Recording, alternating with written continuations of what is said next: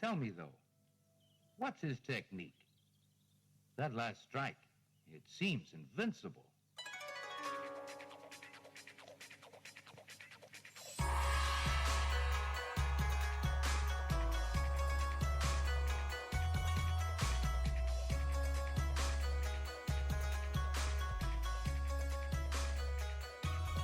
Welcome to a special edition of the Immortal Iron Fist Sons of the Dragon podcast, or whatever we're calling it this week.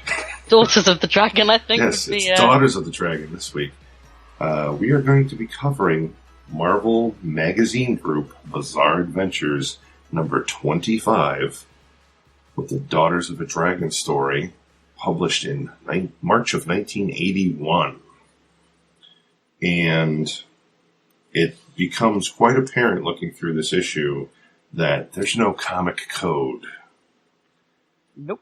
This is well and above outside the comic code. We have swearing. We have... No full-on nudity, but a whole lot of nipple impressions through shirts. Yes. And some underwear. Colleen in underwear, I think. Yes. And skimpy bathing suits. Yes. Oh, yes. Skimpy bathing suits. Now, the cover is very interesting. Paul Galassi doing the artwork of the cover. What would you actually say of Colleen Wing here? Lonnie Anderson? Not Farrah Fawcett. Yeah, the hair's not big enough for Farrah Fawcett. No, definitely not. Lonnie Anderson would be pretty good at approximation. I quite like her. I think she's good. She's looking good, Colleen. And Misty, kind of Pam Grier. Yeah, for sure. But we also have Lady Demon in between them, holding a deck of cards. I really don't know who that character is. I don't know a lot about her. I didn't read that one, no. And Black Widow down at the bottom. Fantastic artwork through the entire book. Black and white magazine. I really liked it. I was very surprised because I was like, black and white, it's going to be weird. I loved the artwork. I read the Black Widow one and I read the Colleen and Misty one, just on a time basis. And the Black Widow one's really cool as well. And the art's just beautiful. We have a guest appearance by Michael Caine and Humphrey Bogart in the Black Widow story. Young Michael Caine. Very young Michael Caine. Youngish Humphrey Bogart as well. And the Daughters of the Dragon story is written by Chris Claremont, a name we all know. Art by Marshall Rogers and Bob McLeod. I'm going to guess they do inking, coloring, and lettering also, because no one that I saw is listed under that. No, yeah, they might. Unless it was on the front page, which it is not. They're not very good at telling you who does what, so... A lot of interesting ads in this magazine, and an interesting letter page. Yes. On the back cover, there actually is an advertisement for Hembeck Mania Sweeps Comics Fandom. Rebecca is currently working on a complete appearance list for Iron Fist that we hope to publish somewhere soon. Well, not soon. Let's not say soon. Well, sometime. Yeah. In the near future. In the near future. Fair enough. Within the next 20 years. And Iron Fist actually makes quite a few appearances in Fred Hembeck books, which I have. Good. I'll let you know which ones they are. Good. But on to the actual story, which is of course, with the names Daughters of the Dragon. This is a solo Nightwing restoration story starring Misty Knight and Colleen Wing. Done in a very interesting story style. It's almost done how the earlier Iron Fist stories were done, from Danny's point of view. But we start off with Colleen's point of view, remembering events as they took place in the past. The opening page is a spread of Colleen and Misty. Look like they're jumping down off of a balcony. Colleen does not look like Lonnie Anderson, nor does Misty look like Pam Grier. They look more accustomed to the characterizations we've grown accustomed to in the Iron Fist issues. But they're apparently... Both dressed very sensibly. Yes. Like to point out. In nice sweater and jeans and boots. Or like a jumpsuit, I guess, for Colleen and, like, yeah. Kung Fu slippers still. Still got Kung the Kung Fu slippers. Yeah. And they're jumping down off of a balcony and being chased by what looks like a gang of people. And they're on the run. The gang members are yelling to get down there onto the street and cut them off. Misty's asking Colleen, how many do you think there are? And she's like, too many. They're like a wolf pack. Throwing fresh teams after us in relay to wear us down. And Colleen is jumping over some stuff. Misty is also hurdling some items, saying they're succeeding. And now we go to our first flashback. It says past/Colleen. So this is through Colleen's eyes. They were contacted by Dominic Fiera, who apparently is a cop friend, obviously through Misty, being ex-police force, to meet at the Columbus Circle subway station. He was waiting for us under a train, and you see his corpse is rather twisted up. His neck is clearly broken. His leg is going in the opposite direction it should be. And Misty Knight is saying, forget it, Cole, he's dead, obviously. And she's wearing another interesting baseball jacket with a large star on the back for this one. While waiting for the transit cops, Misty looks like she had spotted someone she knew. And we see Misty with a large grin on her face, standing in the subway car. I never saw who it was. Too much confusion, too many people, too much to do. We made our statement, and they show Misty Knight speaking with police and return to our office, where Misty almost looks like she's daydreaming. She has a mug with an M on it. It's very cute. And she's going, what do you think that was all about? Damned if I know. Think Dominic was onto something? I'm too tired to think, period, says Colleen. Now, interesting logo. I do like that logo. Yeah, for Nightwing I like Restoration. it as well, the Nightwing Restorations logo. It's a bit of a bird in flight with some feathers out of place in a circle. And as we see, which will come in handy later, we see in the doorway where we see the reverse logo of their office, we also see the reflection of Colleen looking at Misty. It had been a hard day, a hard week, and Dom wasn't that close a friend. His case, assuming that there even was a case, could keep till morning. And now we have Colleen out in the hallway. Again, through her eyes, we see Colleen's reflection off of a fire extinguisher in the hallway.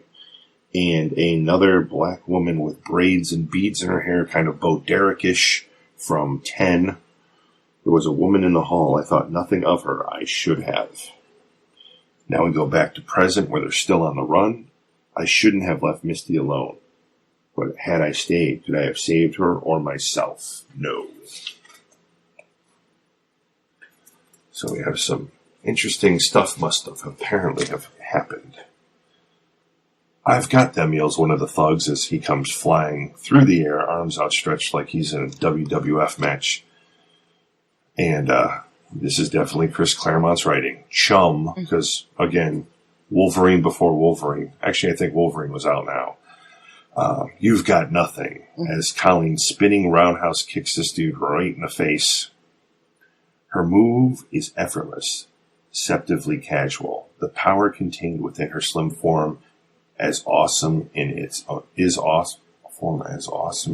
own way as that of Misty's super strong bionic right arm. Colleen was trained as a samurai and is one of the finest martial arts in the world. Misty is an ex-cop and is no slouch in a fight herself. Now, is she one of the finest martial arts because of her training as a samurai, Or is she one of the finest in martial arts because she actually mind melded with Danny and pretty much should have access to almost all of his training? Interesting question. She's so, I don't know. I always thought mostly her training, actually. But you're right. Because if you think about it, the actual samurai training wouldn't make her one of the best. It would just make her samurai trained. Right. It would make her one of the best in the West. No, I'm not saying samurais don't know martial arts. They do know martial arts, but it's a very small percentage of the martial art training in the world. It was very specific. It was a lot of sword play, which she's not using right now. And I've also never seen a samurai do a spinning roundhouse. And I've seen a lot of samurai films. Before, but I would buy the taking something from Danny in the mind meld. Now, she had done an arm bar or a throw. Yeah. And now Misty is commenting, we win battles, but what about the war? And this time, we're flashing back to Misty with her comment, everywhere I look, I see Angie's eyes. They've become a part of me. And now we have the woman with the Bo Derek hairstyle saying, Misty, Angie Freeman. So this is back at the office before this chase is going down. And again, we're setting up reflections in doorways. And now we see a reflection. Oh, in the foreground, we see the braided hair in part of Misty's arm. But in the reflection of the door, we have Misty hugging no one. Dun, dun, dun. Yeah. We all know what that means. Yeah, we all know. So we've grown up together. I joined the force. She became a reporter. We stayed in touch. Then a few years ago, just before I lost my right arm, she dropped out of sight. And Angie's taking off her shawl. Misty is pouring a drink. And again, we see Misty's reflection now in the bottle.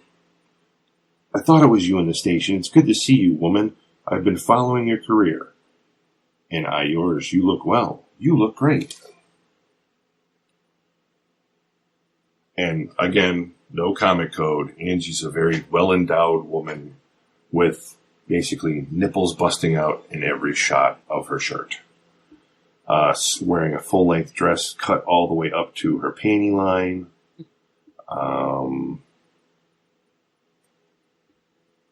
Very sexual looking.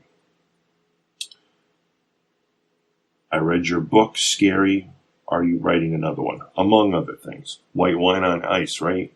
Wrong. I don't drink anymore. It doesn't thrill me like it used to. She laughed. I laughed. We talked about old times, new times. Actually, I did most of the talking. Angie watched and listened and smiled. The wine made me sleepy. I didn't mind. I trusted Angie. With her, I felt warm and relaxed and safe. I remember her stroking my cheek, and then my memory stopped. And the dreams began. I ran naked beneath the moon. I hunted. I killed. It was horrible, yet magnificent. When the dream faded and I opened my eyes to a reality I suddenly hated. Morning. Colleen's waking her up. Ow, what's wrong? Sunlight. Oh, brother, that hurts. That, partner, is called a hangover. You must have had some party. Need a hand? You look pretty rocky. And this, again, is all through Misty's eyes this time.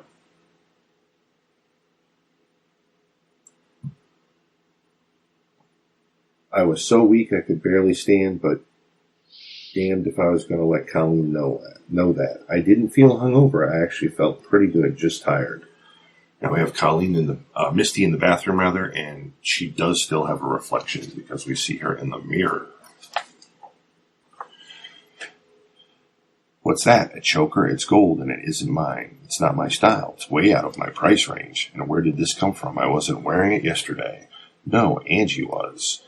And she now has a 6-ring choker around her neck with a wolf's head on it.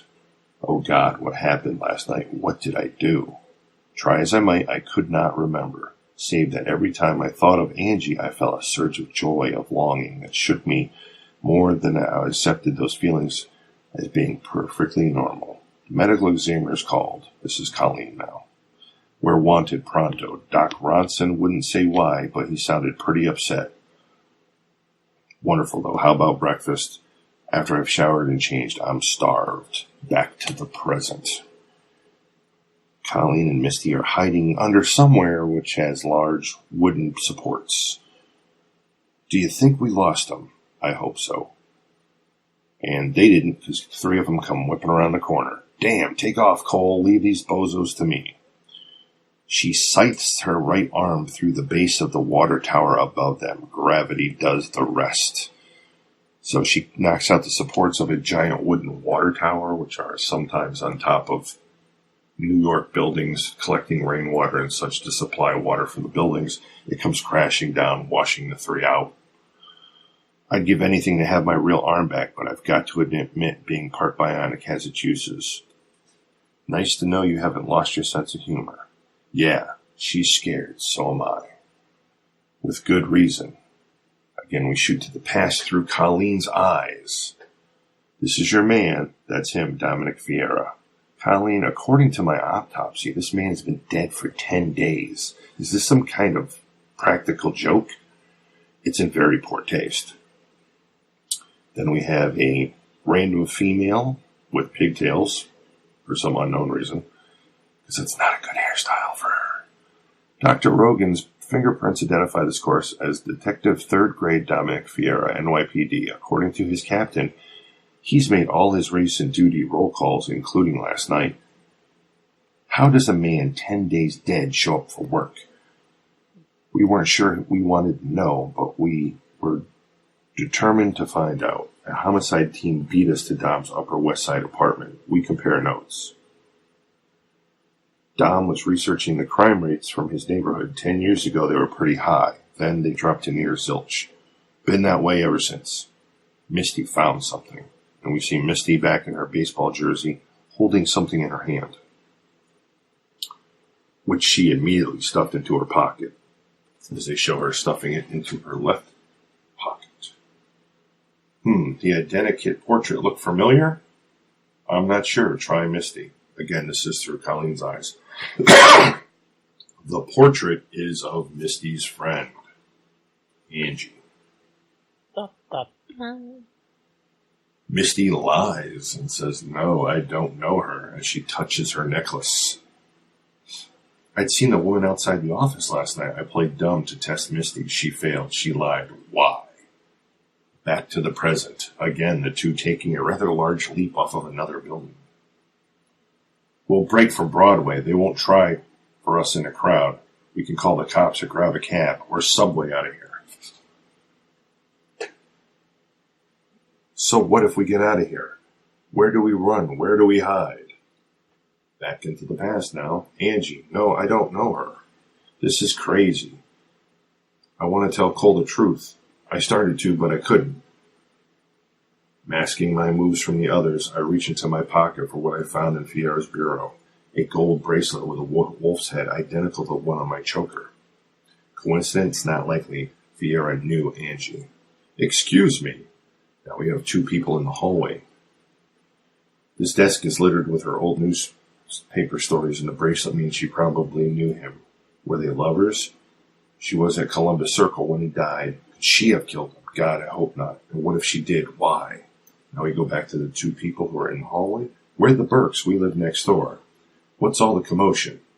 The woman's choker, a gold wolf's head. And not only is the woman's choker a gold wolf's head, the guy also has multiple necklaces on and also sports a wolf head.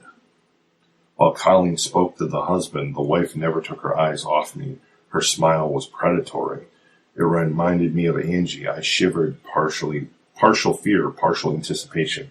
But of what? I told Colleen I wasn't feeling well. I was going home to get some rest. She believed me. I never lied to her before. It hurt. I didn't go home. Instead, I headed for the news. The city editor owed Nightwing some favors. I pulled Angie's files from the morgue and helped me wade through them. Now, this is what I don't understand. Why is she pulling Angie's files from the morgue? unless that's a newspaper term for older Oh, I didn't even notice articles. that. You're right. Yeah, that seems. I think that might be a mistake. Or it's what I think it is. It's the, Or the dead yeah, files, stuff that's not current. yeah, maybe. Just before she quit, Angie was investigating a series of bizarre murders on the Upper West Side. The victims were all junkies, pushers, muggers, and rapists. That kind. She was trying to connect them to a string of unsolved slayings in Europe. Because the victims were all criminals, no one concentrated effort was made to find the killer. This is Misty thinking. Indeed, many people hoped he'd keep up the good work. The murders all took place at night. The killer was immensely strong, virtually invulnerable, and although all the victims suffered nearly total loss of blood, very little was ever found at the scene of the crime. What am I thinking? Same thing Angie did, I'll bet, and I'm coming to the same conclusion. She disappeared, and when she surfaced, she quit her job and stopped her series. Did she discover the truth? And if she did, what did it cost her? What will it cost me? My hands tremble as I lift the choker, looking for fang marks, and feeling like a fool when I find nothing. But relieved as I felt inside, I felt infinitely better when I stepped into the afternoon sunlight to find Angie standing on the sidewalk, hailing a cab. Angie! Misty, hi. Going my way? Can you drop me off at the office? No problem. Hop in. You have no idea how glad I am to see you. And you. I had a wonderful time with you last night. Oh, Angie, I'm not like that. I mean, I know, but you will be. What? So tell me, darling, what brings you to the old stomping grounds?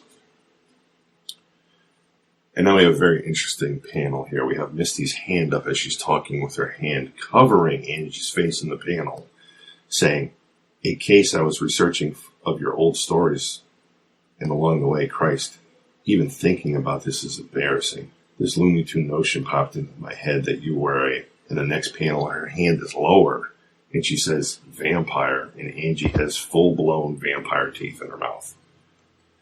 I lunged for the door. I never made it. I fought. It was a futile effort. Your eyes met, and my struggles ceased, and then her teeth found my neck, and she drank my blood. I wanted it. Back to present. No, I cannot deny it any longer. Angie's become a part of me, and in Misty's shadow, we actually see Angie's eyes. She forged a bond between us, some kind of psychic link. I can feel her presence.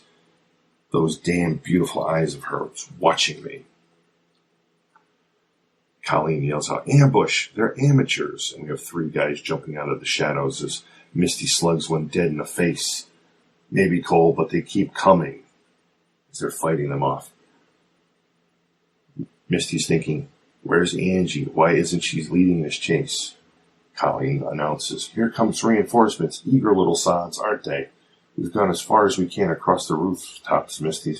Head for the street. And as they climb down a fire escape ladder. I can't figure it. They weren't following us that closely. We should have lost them a couple times at least. And Misty tells her, we can't lose them, Cole. I can't lose them. Angie bit me. I'm infected. She and I are bound together. She sees what I see, knows what I know. I can't escape. You can. Forget it. We're partners. I won't leave you. You must. If we stay together, we'll die together, or worse. This emergency stairway leads to the subway. As she rips open the grate on the sidewalk floor. You'll have a better chance down there in the open. Go, please, run, live, avenge me. I'll hold them here as long as I can. I know, Misty. She doesn't look back. She disappears into the darkness, forcing all thoughts of her friend from her mind. She knows Misty is right, but the pain of losing her friend is almost unbearable. For the moment, though, she denies her grief. There's a station, good. And she's crouched under the lower lip as the subway train's coming and there's people above her on the station. No one should see me under this platform overhang. My timing couldn't have been better. Here comes a train. When it stops, I'll slide underneath it, grab hold of the undercarriage, and hold on for dear life. The reason she did that is the people on the subway station were actually looking for her also. Here they're communicating as the train leaves the station. Where is she? Send a team after the train. If she's aboard, she's hiding here. If she's not aboard, she'll be hiding nearby. We'll find her. But though they look hard, they don't. And we show Colleen holding on to the undercarriage of the subway as it's going. I had tailed Misty to the news, waiting for her, saw her meet the woman from the identikit, her friend. Follow that cab. We headed up to the west side. I wonder if I was making a mistake after all. Misty's private life had been her own concern with her friends. Involvement in Fierre's death was circumstantial at best. The cab filled with mist, and I thought it was smoke from the driver's cigar. It wasn't. Have Angie now. Full vampire teeth. Say nothing, do nothing, or I'll snap your neck. The driver will not help you. He is under my hypnotic control. I'm Angie Freeman, and you must be Colleen Wing. Misty speaks highly of you. I'm looking forward to knowing you, as I've come to know her. You looked surprised to see me.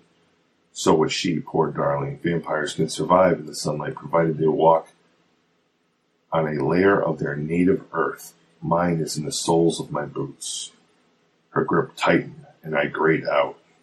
I've never heard this dirt thing in my life of all the vampire stories I've ever read. I just know about the dirt in the coffin. Yeah, the dirt in the coffin's the most I've heard. So they're taking it and just tweaking it a bit to let her walk around, I guess. Right now we have two people in odd outfits, almost looking like karate gis, carrying an unconscious Misty off as Angie is pointing them in the direction, wearing some impressive hooker boots. I awoke in a garage. Misty was seemingly unconscious, her fair pale, her neck marked with a thin trail of blood where the vampire had bitten her. I hadn't been fanged yet. I feigned unconsciousness as we were carried into a private elevator. As the door closed, I pitched forward, throwing my escort off balance. Before he could recover, and before they knew what was happening, I struck without mercy. And then we have 4 panels here of close-ups of the blows she's landing on these 4 schmucks. Misty had come round by that time we reached the top floor. She was woozy, terribly weak. She could travel, but I figured that was about all. I didn't mind. I planned on handling most of our opposition by myself anyways. But Misty surprised me. She surprised our foes, too. Misty, the door. We can't let them hold us here. If Angie gets her hands on us again, way ahead of you, partner. 1 exit coming up. I thought I'd seen Misty in every conceivable mood. Now, they're in a floor, and it looks like Misty's chucking somebody either through a wall, or pulling them through a wall, or throwing them through a wall. I don't exactly know what's going on. A window? No. It looks more like a wall. Yeah. But in the house, she fought with a ruthless, almost cruel ferocity that unnerved me. As much as it did her, she grinned as we went over the wall, something I'd never seen her do before. For that moment, she looked like Angie Freeman. Present, 207th Street Station of the #1 route, Broadway local in Upper Manhattan. Ah, my back. I think I've shredded every muscle in my body. We see the subway car still rolling on, but Colleen is now laying in the middle of the tracks. No sign of Angie's human wolf pack. I beat the bastards. I got away. And as soon as I'm ready, I'm going back. After hobbling up the hill to her Seaman Avenue apartment, I'm a mess. Here we have Miss Colleen in nothing but a pair of panties from the back, grabbing her swords, and it looks like a fresh outfit. But the damage is all superficial. It won't impair my ability to fight. Normally I'd wear something loose for ease of movement, but against Angie I'll need the functional equivalent of body armor and weapons capable of killing the undead, and I'll need them fast. Now we are actually back to Dominic Fierre's apartment building. An hour or so later at the Burks. The Burks were the neighbors across the hall.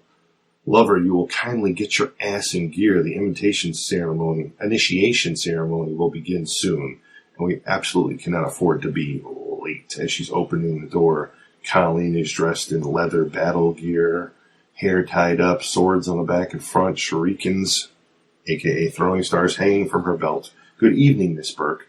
I'm looking for my partner, and you're going to tell me where she is. And now giant goddamn word bubbles. All evening, the faithful have been gathering in the catacombs beneath Angie's townhouse. Rich, poor, young, old, all sexes, all races. Some come eagerly, some reluctantly, some with no feeling whatsoever, viewing tonight's ceremony as just another necessary civic event. In a sense, that's precisely what it is. 10 years ago, these good people made a pact with the devil. Angie Freeman's brother Tom, then stationed in Europe, had met and befriended a vampire. He offered the creature a bargain, a safe haven in New York if he would clear the neighborhood of criminals and keep it that way. The vampire agreed with a single proviso? How do you say that? Proviso. Every 5 years, one of the community he protected would join him as a fellow vampire. Angie was the first sacrifice. Since then, the streets have been safe. The local crime rate cut to 0. The people couldn't be happier. This whole thing that I just read, we will discuss after the end of the story. Because this ties into some other stuff that never happened. Now, 5 more years have passed, and although the original vampire has since been destroyed in a fire, okay, maybe it doesn't tie in. The agreement is still in force. This evening, Misty Knight will die, her blood drained by her best childhood friend, and in 3 days she will rise again as a vampire. She can hardly wait. We have Angie appearing like a rock star in a puff of smoke as Colleen is still somewhat unconscious on some weird chair-looking altar. Good evening, ladies and gentlemen, saints and sinners. We're all assembled, and let the festivities begin. Angie, no, says Misty. Ah, Misty, still you resist. There's nothing to fear. A little pain, a little sleep, followed by an eternity of joy. We'll be together, you and I, forever. And you see a large screaming mouth in the next panel with no fangs yelling, Misty! Who? Hey! This throwing star passes in between two of their heads, sticking in the altar. Colleen, says Misty. Ah, yells one of the recipients, which, to be completely honest, I think he's not even attacking yet. This is a shot completely in the back as another throwing star implants it in between the shoulder blades of a guy watching. Maybe it's just because of the horrible bow tie. I don't know. The shurikens are silver-coated, which makes their touch deadly to vampires. Angie's unhuman speed saves her from Colleen's throwing star. Others in the crowded chamber aren't quite so lucky. The odds against Colleen Wing are staggering. Better than 2-1. But Colleen is a samurai. This is a great panel of Colleen drawing her sword with one hand, punching 2 people in the face with her other hand, and kicking someone else in the face with her foot. The first guy is slumped over with a shuriken in his back. Facing an untrained mob, the battle's outcome is never truly in doubt. Indeed, it soon will become a massacre. Eyes alight with fury, Angie watches her people fall, wounded, maimed, and dying. But she does not interfere. She has more important things to do, as she's again putting her attention onto Misty. Misty, thinks Colleen. Angie's using the crowd as cannon fodder. They're keeping me busy while she fangs Misty, and there's too many people between me and the Dios. I'll never reach it in time. Fortunately, I don't really have to. It's a difficult throw, as Colleen wings one of her swords. Colleen would have preferred to hurl her silver-coated short sword through the vampire's heart, but the mob around her blocked her aim. Instead, she settles for pinning Angie's arm to the back of the altar. Right through the forearm, right to the altar, Angie's screaming. Angie shrieks in agony, the silver preventing her from even touching the sword with her good hand, much less pull it free. On your feet, partner. Let's roll while we got the With a casual swipe of her bionic arm, Misty stuns Colleen near senseless and hauls her up onto the Dios. You have defiled the mistress, defiled this most sacred rite. You will pay for that, Colleen, in blood. Misty, don't, I beg you. Misty laughs. Her eyes burn deep into Colleen's soul. And now we see Misty is also sporting a set of fangs.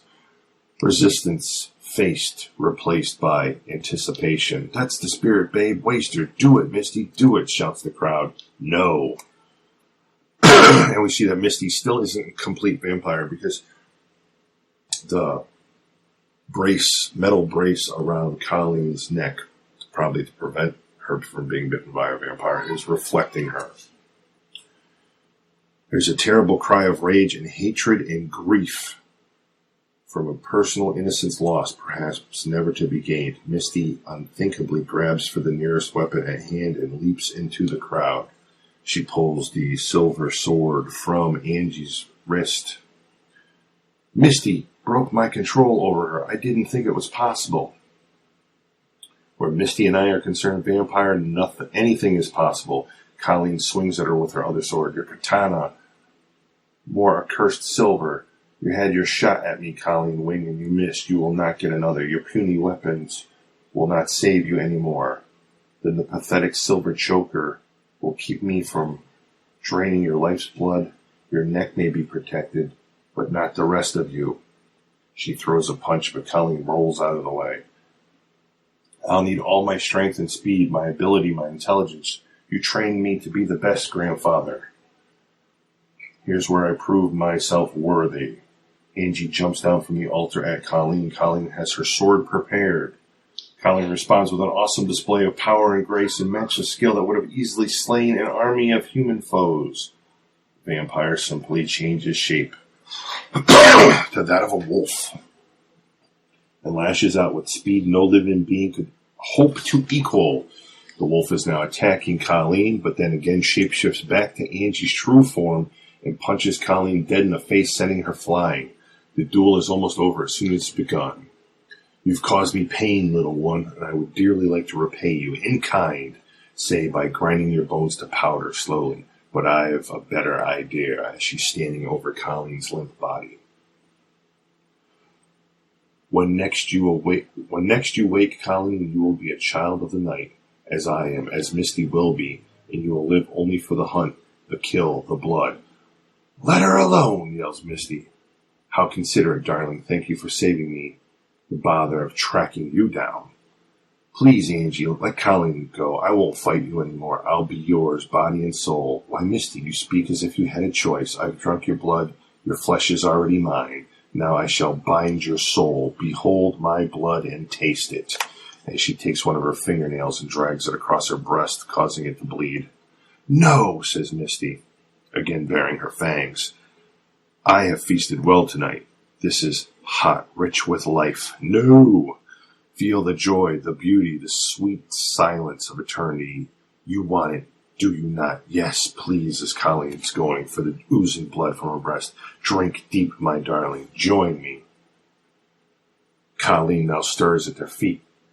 We're not beaten yet, Angie. My sword's slightly out of reach, but I'll have to make do with what's at hand. A hair spike is a treasured heirloom forged in the purest silver. She stuffs it deep into Angie's calf. Angie responds as she'd just been doused with acid. Bitch, I'll have your heart for that. Colleen's desperate improvisation does the trick. It shatters Angie's hypnotic hold over Misty. You'll have nothing. As Misty cold cocks her with her robotic right, sending her flying back past both of them. I love you as a friend, Angie. I can't believe you're willingly become what you are. Misty's double punch with full force bionic arm behind them has shattered steel. Angie is merely stunned. Now, though, it's Misty and Colleen who move with blinding speed, as if almost choreographed precision, each complementing other's action. We have Misty grabbing what looks like a broken piece of a hazard sign. Colleen's diving for them. Angie's diving for them. Colleen's grabbing her sword. But however the nightmare began, Angie, here and now it ends as she hurls the piece of wood towards Angie, and Colleen readies her sword. Piece of wood stuffs right between her bosoms, going clean through her. Misty, thank God. Thank you, says Angie. And Colleen follows through, beheading her with one quick swipe. Yes, Colleen just cut her head clean off, and it's bouncing off the floor. And again, Angie just thanked her for doing this. She's dead, truly dead. Wherever her soul is, I hope it's at peace. She deserved that much at least. My God, says Colleen. My God. And now we have the angry city folk. Damn you, both of you. What have you done? You killed her. You killed Angie. Who's going to protect the neighborhood? Who's going to keep our homes and families safe? Butchers! For what you've done to us, you don't deserve to live. The natives are restless. Can we take them? I can barely stand, but I'll be damned if I'm going to let these bastards know it. You good people want our lives? They're yours for the taking. If anyone cares to try, no one does. Now, epilogue, epilogue, however you want to pronounce that. They're at the beach. Time, it said, heals all wounds. A month and 2,000 miles separate Misty and Colleen from the West Side cellar. Cellar, as in basement. Not someone on eBay selling crap. No one attempts to stop them as they left. By morning, they were on their way south to Cutlass Bay on the Caribbean resort island of St. Amido. They've been here ever since, remembering and recovering. How you feeling this morning, lazy bones? Sinfully delicious and wonderfully alive. Funny, I wanted to hate those people, but I can't. If anything, I pity them. They're so scared, Cole, willing to pay any price for protection. I know vampires are merely a means to an end, like guard dogs or guns. All they saw, all they wanted to see was the immediate practical result and never considered the moral cost. It didn't matter to them that our souls would have been damned as Angie's had already been. It's hard to think of souls when you're facing a mugger or a rapist. I love this place, you know. I feel at peace here. I kind of hate to go back. We don't have to. Our rep's good enough to bring us steady work wherever we are. New York's my home, Colleen. Running and relocating Nightwing would be a tacit. A tacit admission, never seen that word before in my life, that their way was the right one. That something like a vampire is their only protection because no one else is capable or willing to do the job. I can't, I won't give them that victory. I wanted to, but I couldn't. Oh, pardon me, I skipped a word bubble. Misty, during the fight you nearly fanged me, why didn't you? I wanted to, but I couldn't. Not to you, Cole, no matter what possessed me, not to you. Colleen understands for them, for the moment, all is right in the world. The end. Hooray, well done. So, very interesting. A different twist on the whole vampire thing. Now, what I wanted to bring up is, now, I'm horrible with names, remembering names. Are you far enough along in the Power Man and Iron Fist readings that you have done that a African-American, suave-looking cop has shown up? Yes. All right. I think so. I've read all of it before. It's just remembering. Are we talking Tyrone? Well, towards the very end, he catches fire, puts himself out, and rides away on a motorcycle like nothing. Yes. Yes. All right. Well, Tyrone was later in different stories revealed to be somebody else from. He was indeed Danny's past. Yes. That was not who he was supposed to be. Oh, really? From the writer's mouth.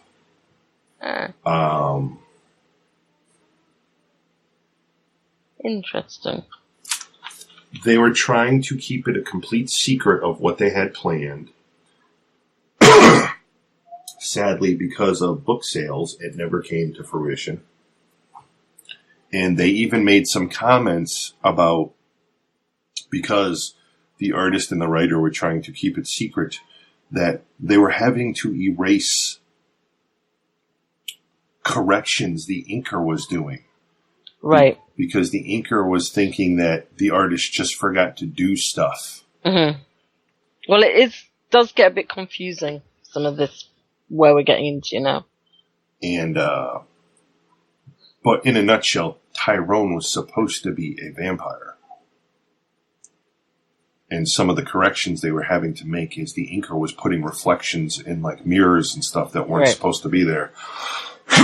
So I have to wonder with this little story and the fact that we saw Tyrone catch on fire but put himself out, was he this original vampire?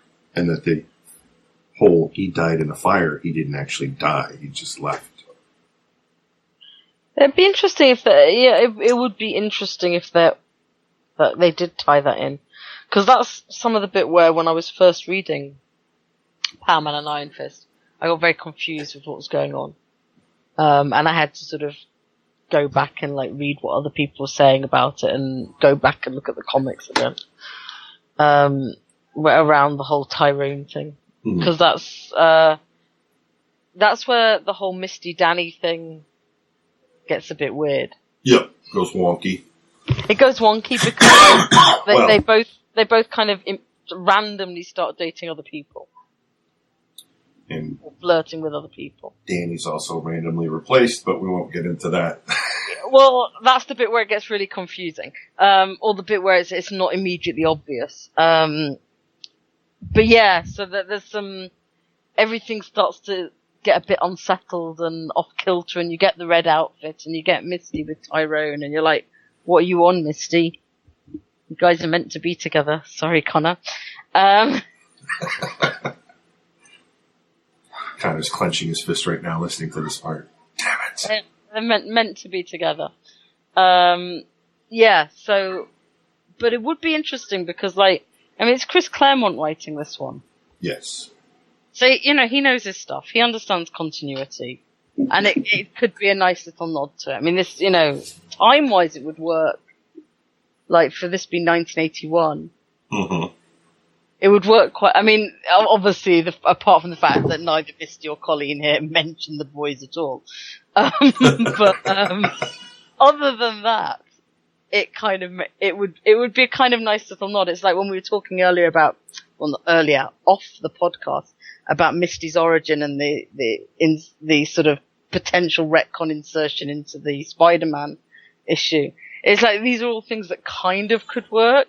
You can kind of take them either way you want, but I think I could read this one that way. Yep. So that was it. Thank you for joining us. Another 45 minutes of me reading.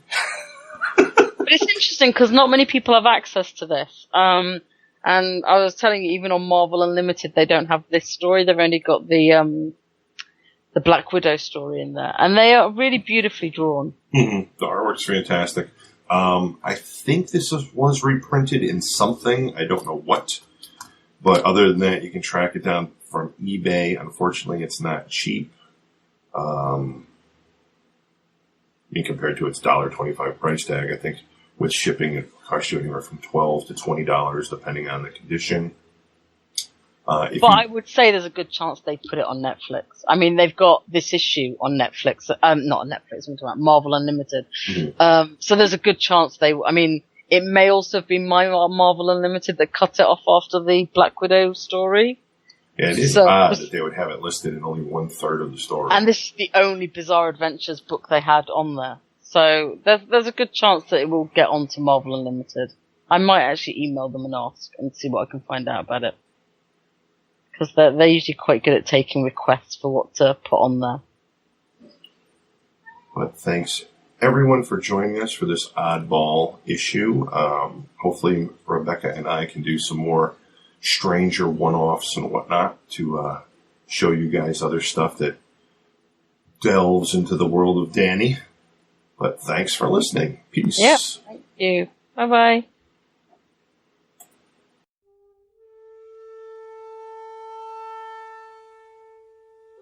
Iron Fist and all other characters in these comics are properties of Marvel and Disney. and any music or images we use belong to their respective copyright holders, and we do this for fun, so please don't sue us. You can contact us at sonsofthedragonpodcast@gmail.com. Just send us mail, comments, thoughts, send us anything you want really, even if it's not about Iron Fist. And if you don't want it read on the air, just mention that. You can also reach us at Facebook, the Immortal Iron Fist Podcast, Sons of the Dragon, our Twitter, at Iron Fist Podcast, our SoundCloud, soundcloud.com/Sons of the Dragon with hyphens where the spaces are, our YouTube, Connor Carl, just search Iron Fist Podcast on YouTube and you'll find us real quick. And then there's our WordPress, Sons of the Dragon, the Immortal Iron Fist Podcast.wordpress.com. We are also on iTunes, feel free to rate us there. If you rate us less than 5 stars, well, just tell us what we're doing wrong and we'll try and improve that. And last but not least, we are on Podcast Garden in the literature section. And thanks to Thomas Tissoff for the theme song at the start. And thanks.